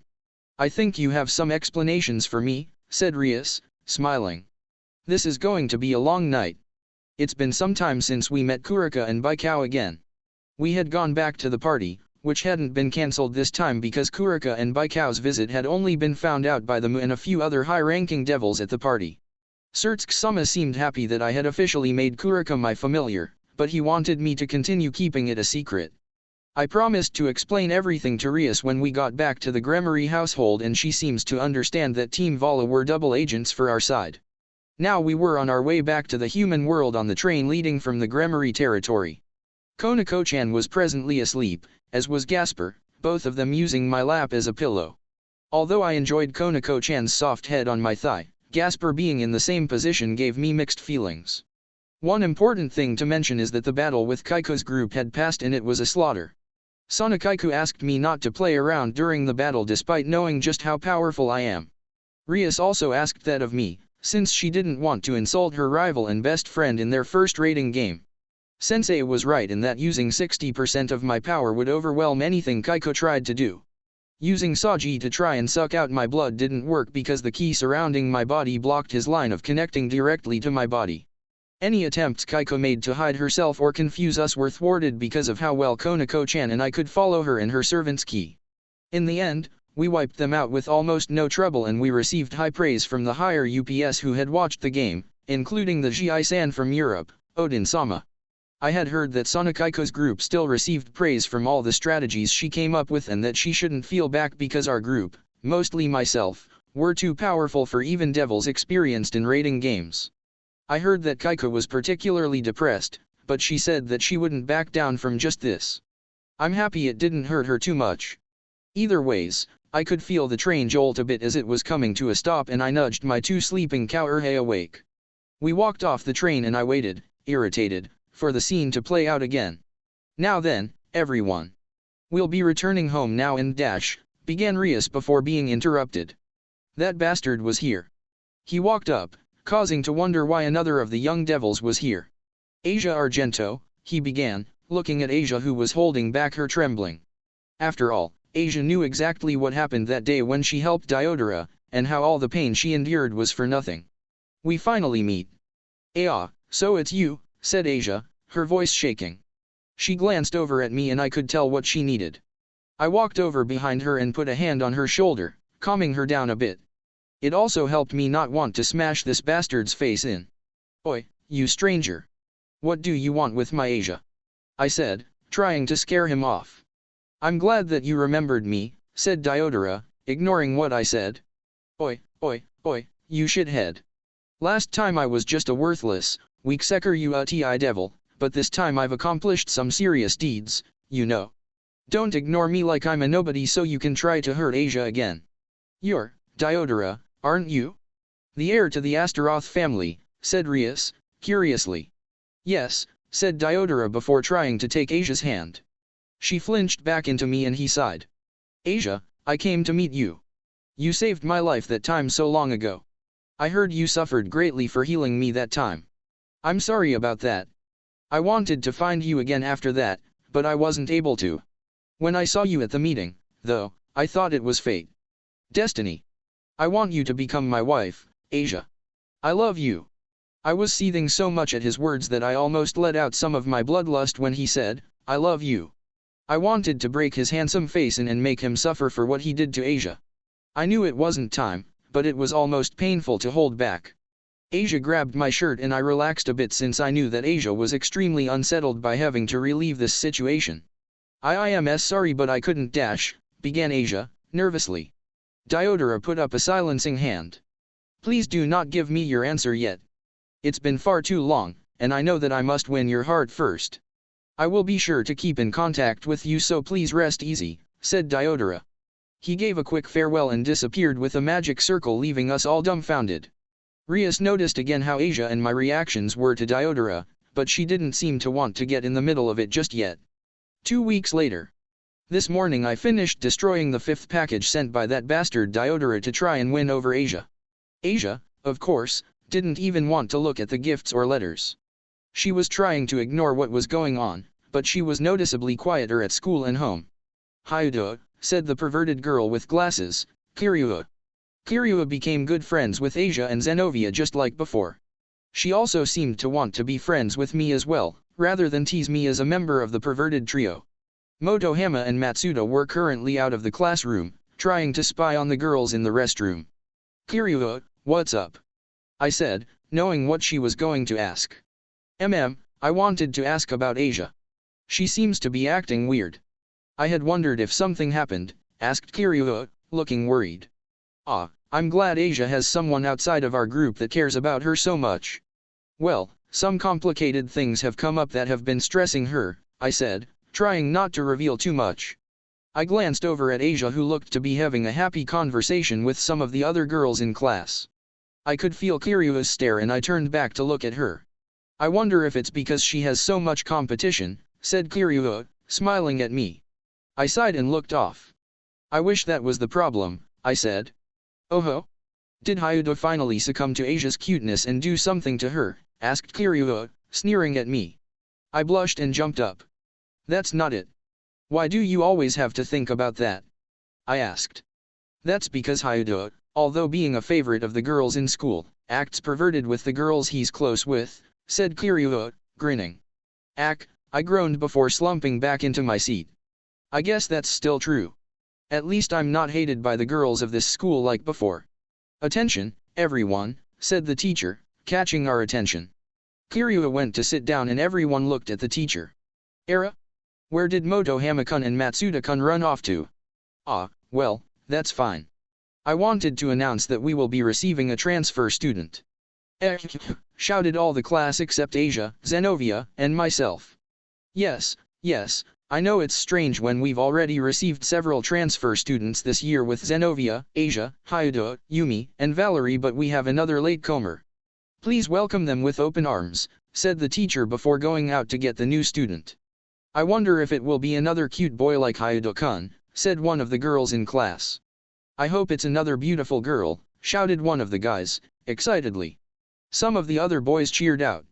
If it is, then Hayado-san will probably take her, said another of the girls, causing some of the guys to glare at me. Hayado has enough girls in his life. Hayado. You better save this one for us, shouted another of the guys. Settle down now, all of you, said the teacher as she walked back in. Please come in now. Behind the teacher appeared Irina, who began to quickly look around the room. Shouted the guys in the room. A Bishoujo. It's a Bishoujo. Hayado, save her for us. She looks like a beautiful foreigner. Irina seemed happy to see familiar faces and bowed to the class. My name is Shido Irina. I used to live here when I was young, but I've returned from overseas. Please take care of me. You can sit further in the back since there is an open seat, said the teacher, directing Irina to a seat near the end of my row. Please help Shido-san catch up with the class, everyone. I don't want her to fall behind since she isn't used to Japanese schools. Irina began walking down my row and I prayed she wouldn't do anything that would make the guys in the class hate me more. Issei-kun. Yeah, I'm more of a devil than an angel. Issei-kun, what a coincidence, shouted Irina before giving me a quick hug. I could feel the intense glares of the guys in class and I sighed. My school life will just get rougher from here on, won't it?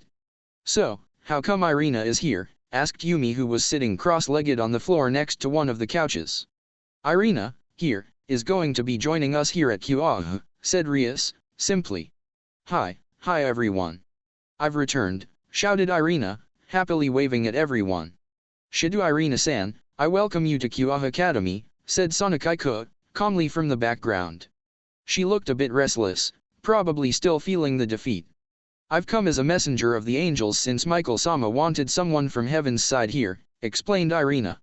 I told that fool that he didn't need to waste his time, said Sensei, who was leaning back at Ria's desk, nonchalantly. Please don't speak so rudely about my precious leader. And Michael-sama felt bothered that no one was here to represent heaven's side. He wanted me to come to be of use in protecting the site of the treaty, said Irina. Yeah, said Sensei, waving a hand dismissively. I assume the way you said that about Michael-sama means you know, correct? Asked Zenovia, staring intently at Irina. Yes, I know about the Lord's absence, but I can't let that stop me. The Lord left behind so much that must be protected and upheld. Lord. Rest in peace, knowing your faithful servants will continue to carry out your will, said Irina as she prayed. I stiffened a bit since Sensei and I were the only ones who knew the truth about Elohim-sama. I glanced over at Sensei, but he just narrowed his eyes, signaling me to move on. I feel the same, Irina-san. Let's work together from now on, said Asia, confidently. Asia-san. I'm sorry for being mean to you before with Zenovia. Let's be friends this time around and do the Lord's will, said Irina, grabbing hold of Asia's hands. Zenovia put her hands on theirs and looked between them. The three of us will. Together, said Zenovia. Amen, said the church trio, reunited. I sweat dropped at their conversation since it was as strange as the first time around. That aside, I almost forgot to mention to you, Rias. Irina is a reincarnated angel now. I'm assuming you heard about the new Brave Saints system being implemented in heaven. I mentioned to the others, but you weren't around at the time, said Sensei, trying to be sly. Rias and Irina still haven't recovered their memories, so they still had to be kept in the dark about things. Yes, I heard about it from Uni-sama. He seemed excited since it may create some interesting situations in the future between the evil pieces and the brave saints cards, said Rias. Yes. This angel, Shidu Irina, will be here to help all of you. Please take care of me. Irina made a funny pose and I had to hold back a snicker. This girl has too much energy. A few days later. It's been a few days since then and we had discovered that our fight with that bastard Diodora had been decided. I was anxiously waiting to crush him for the torment he caused Asia, but I would have to wait. Asia and I ended up deciding to perform in the sports festival again, also in the three-legged race. We haven't had to practice as much since we are, surprisingly, still in sync with each other. I've spent most of the extra time I had making preparations for when we face off against Diodora and then Shilba. Most are to protect Asia in case they use some magic I'm not familiar with. With the way things are changing, I wonder how they've changed. Right now, we're watching videos and discussing the matches of the other groups. It's hard to judge how much Sarayorg's group has changed since his group dominated that Yankee, Zephyrdal, just like previously. Alright, everyone. I have your graphs ready from your match. Look them over carefully, said Sensei before activating some techniques. A hologram of the graphs appeared, and I could see everyone's stats. Originally, these graphs were only going to contain data on the king of each group, but I convinced those old devils to carefully review all the household members, too. It's important to know where you all stand. Of course, I can only show you the members of your own group, though. I was surprised that Sensei had done something like that and I curiously looked through. Ria's stats were the same aside from the king category. It was much higher than before, and I think that is because of how much better than we did compared to previously against the Satrai group. The other members' stats varied, but I was more curious about my own. I looked at mine and almost gaped.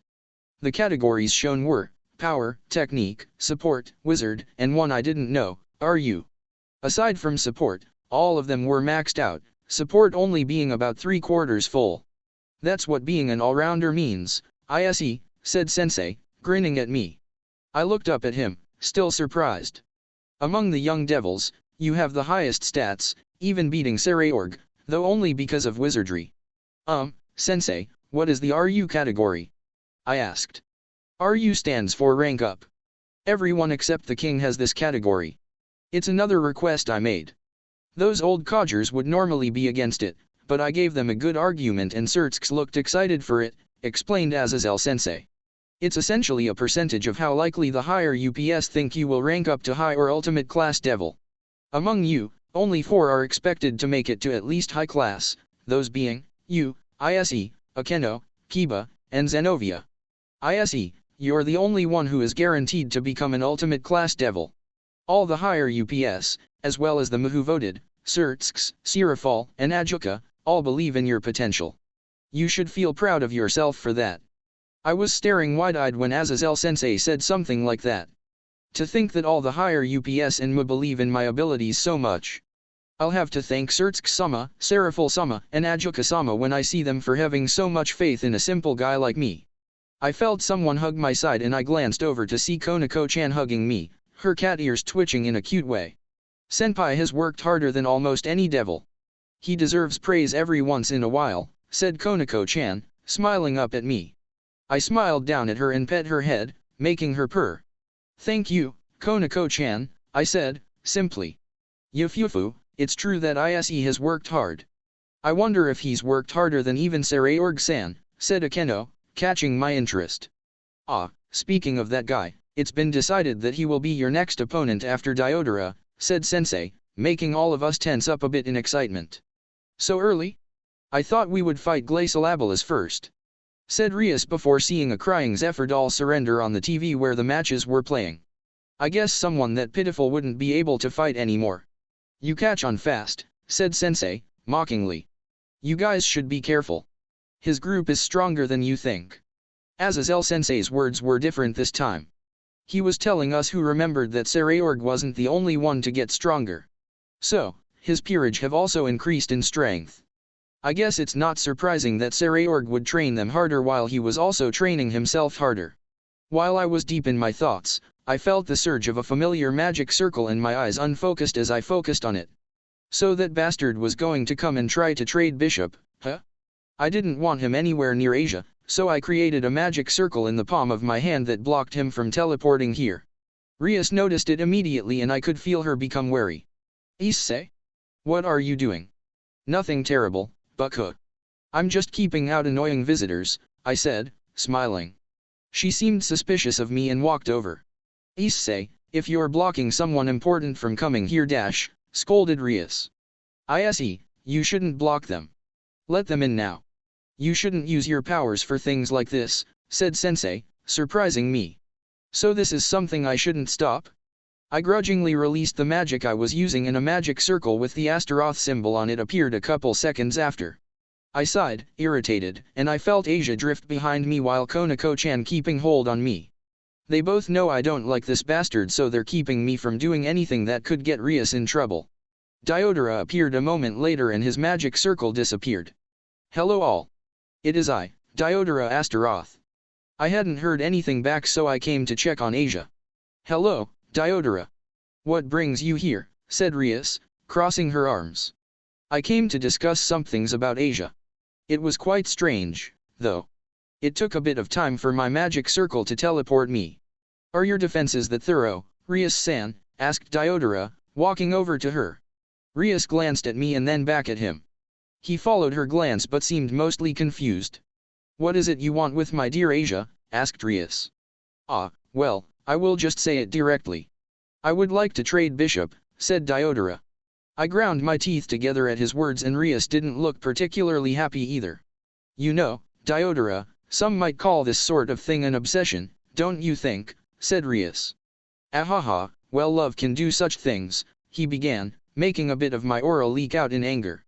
I quickly reeled it back in when I felt Konako-chan's grip on me tighten. I plan to give quite a high-level bishop in return, of course. I may even offer more than one piece if you would I'm sorry, Diodora, but I have no intention of trading away any of my precious servants, regardless of how good the pieces you offer are, said Rias, seriously. I'm sure you know how much the Gremory care for their servants. I thought that love would make things difficult. I see that this method wouldn't work.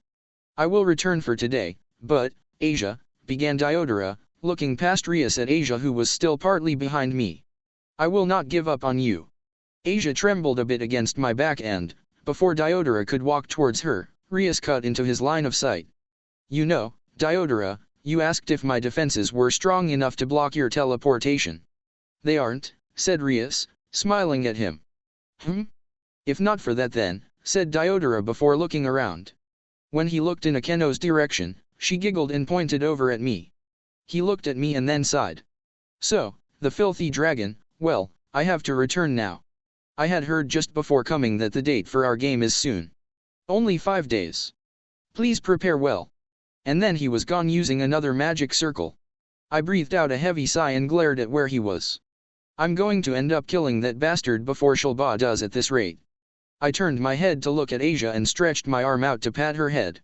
Don't worry, Asia. I won't let a bastard like him take you, I said, seriously. Asia seemed to relax a little at my words and she smiled at me. Are you ever going to tell me what he did to you both? Asked Rias, sounding worried. That bastard, Diodora, is the devil that ruined Asia's life with the church by taking advantage of her. I also think that he's doing something bad in the background with the Cows Brigade, I said, trying not to reveal too much. The Cows Brigade? I hope you have a good reason to think that, issei, said Rias, looking at me, suspiciously. She waited for my response, but I felt like I shouldn't say more, otherwise it might affect the timeline too much. Fine. I assume you don't want to say anything you aren't sure about. I won't mention your suspicions to Oni-sama, but if you really believe that he is working with the Cows Brigade, please say something before someone dies. I nodded, and Rias sighed before going to sit on the couch.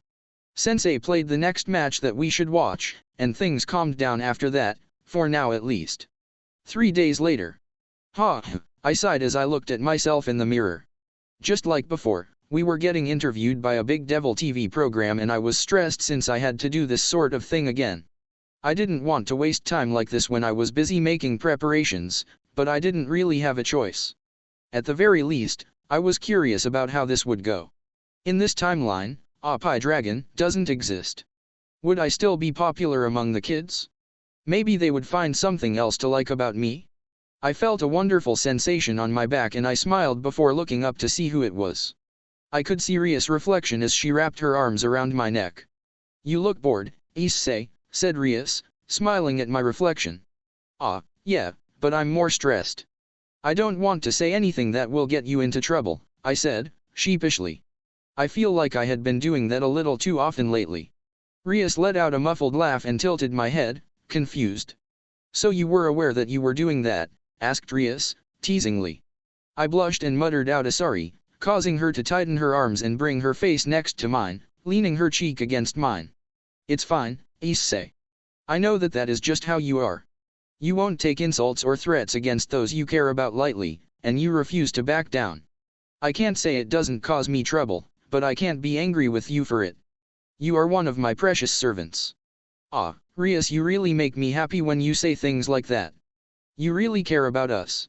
I also think that your feelings really haven't changed for me despite how different our situations have been.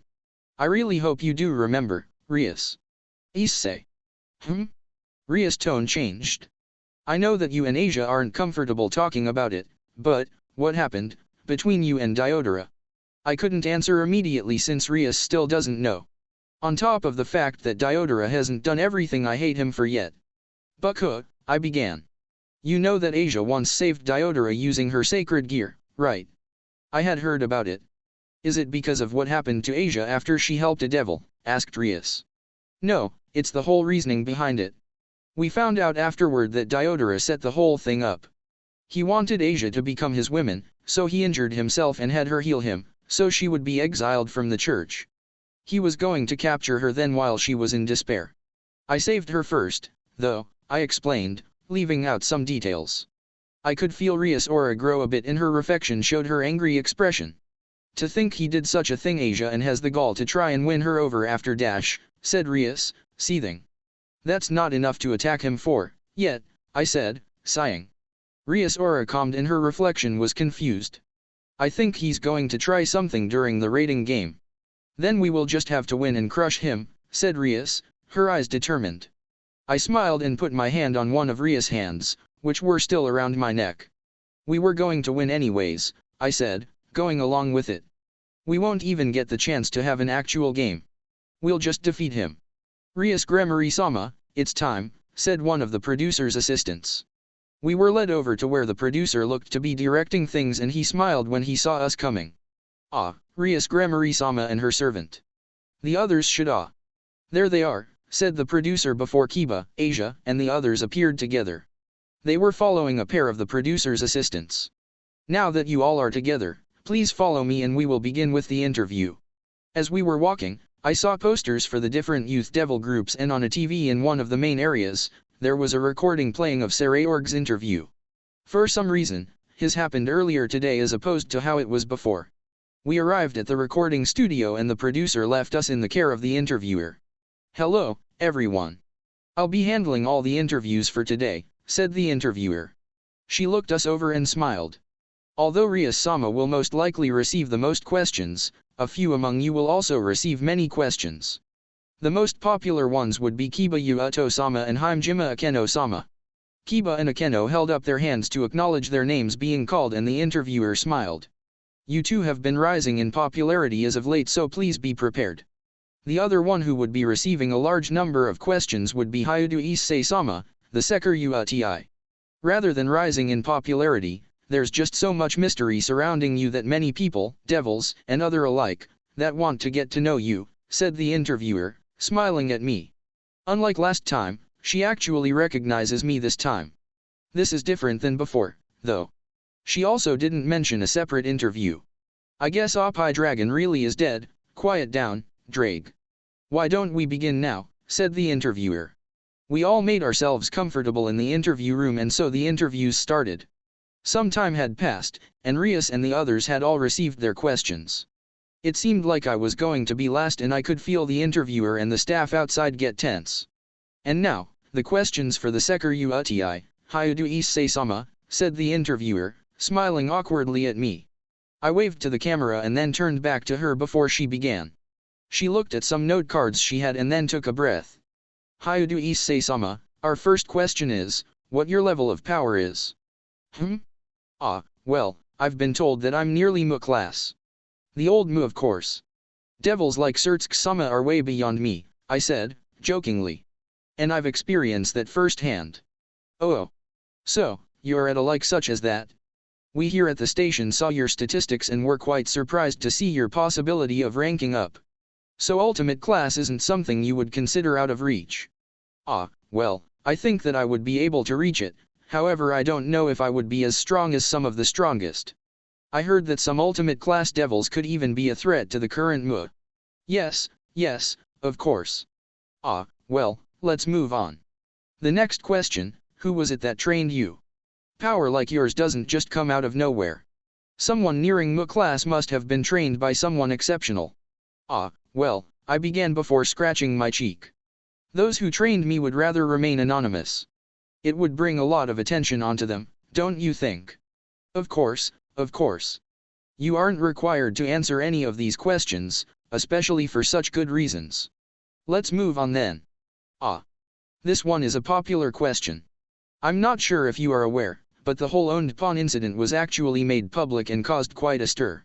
Would you be able to answer how you were able to contract evil pieces to yourself? I can't answer that since I don't know. I didn't even realize that they were my pieces until my childhood friend, Akeno, mentioned it to me a bit more than a year ago. I see, so you were unaware, such a mystery. I'm sure that Mubielzebub-sama has already approached you to investigate. He did. He didn't seem to find much, though. He might come back to try a few tests. I don't really understand scientist types like Ajuka-sama, so I wouldn't be able to say much. No problem at all. The next question is, this one is one from one of those in the devil government. They wanted to ask, how will you take responsibility for the ruckus you've caused by attacking people like Razor Phoenix-sama and Kakabile for personal reasons? Personal reasons? Kakabile tried to kill the younger sister of Amu and kill all of my friends. He added on that, according to the reports, you were to kill Kakabile after he had injured several of your comrades. Because this was before the treaty, the fallen angels may have used that to refuse the summit. I released a bit of my aura, not because I was annoyed with the interviewer, but because of those bastard higher UPS. Whether or not it causes trouble, I won't let others hurt those people who are precious to me. Listen here, I began, causing the interviewer to tense up more as she felt my aura increase. I don't care if I make an entire faction my enemy. Not even a god. I won't let anyone hurt the people I care about. If those old guys who care more about pride than lives want to go against me, then go ahead. I'm not going to bow my head to people who ask me to let my friends die. I was glaring at the camera now and the interviewer seemed to break out in a cold sweat. I heard Rias sigh beside me and she placed a hand on my thigh to calm me down. I looked at her and she turned to look at the interviewer. I think that's enough questions, don't you think, said Rias, receiving a nervous nod from the interviewer. We all left the room and I took a deep breath to calm myself down. I caused Rias trouble again. Sometime later. The day of the match. We gathered at the club room late at night, everyone ready for a fight. Rias aside, the rest of us were a bit more pumped up than last time because we knew how this was really going to go. We gathered around the magic circle and were transported to that same place as before. It was an enormous space with ruins that reminded me of the old Roman ruins you see in historical shows. It was also not where the raiding game was supposed to be held. What's going on here? Asked Rias, aloud. She looked around, suspicious and on edge. The others and I tried to react like we were surprised and then moved into battle stations. Suddenly, a magic circle appears a short distance away from us in the clearing. It had the symbol of Astaroth on it and Diodora appeared a moment later. Before we could say anything, dozens of magic circles appeared surrounding us, all of them with strange symbols from different devil houses. They're not from the Astaroth household, muttered Kiba under his breath. He seemed to be answering Rias' silent question since she hummed in agreement. Rias became serious now and began releasing some of her aura. They're all devils who've defected to the Cows Brigade. I believe they called themselves the Old Mu faction, said Rias, irritated. The blood relative to that annoying fake, shouted one of the hundreds of devils. We'll ensure your demise today, little girl, shouted another. Some of the devils began releasing demonic power as if to prepare an attack. I began releasing some of my aura to protect Rias and the others when I tensed up. I turned to where Asia was, but was a split second late. She fell through a magic circle and disappeared, reappearing next to Diodora, who had grabbed onto her. "Asia," shouted Rias and Zenobia. "I'll be leaving with Asia now, Rias Gremory and Sekur. I hope you'll enjoy the company of my fellow comrades," said Diodora, grinning at me. I glared at him and immediately equipped my armor. I launched myself across the opening at high speed without making a sound, and he jumped in surprise. The distance was too great, though, and he had just enough time to teleport away with Asia before I could reach them. TCH. I was pissed. I let that bastard touch her after I said I wouldn't. "Die, worthless low-class devil," shouted a devil who came at me with a sword. Out of frustration, I smacked him away harder than I should have. He crashed through a group of devils and blew them all away, smashing the ground where he landed. The devils around me were surprised, but I ignored them and walked back to Rias and the others. "Buckhook," I began. "I'll be off to save Asia. Kiba, Zenobia, and the rest, stay safe." "Issei, what are you?" began Rias. I released my mask and looked over at Rias with a fake smile. "Buckhook, I hope it doesn't cause you too much trouble if I kill that bastard." Rias' expression changed a bit when I said that. I guess she didn't realize how much my comrades mean to me. I teleported after Diodora without saying anything else. "Here I come, you bastard."